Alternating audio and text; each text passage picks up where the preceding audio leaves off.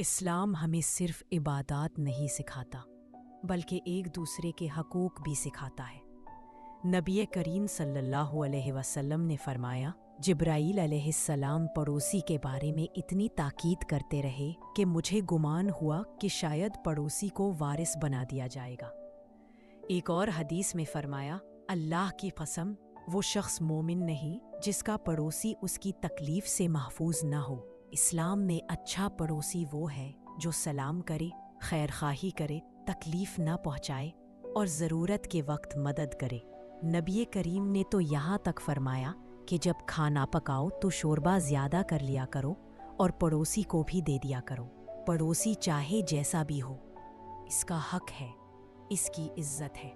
آئے آج ہم یہ عہد کریں کہ اپنے پڑوسیوں کے ساتھ حسن اخلاق، محبت اور خیرخواہی سے پیش آئیں، کیونکہ یہ ہمارے ایمان کا حصہ ہے۔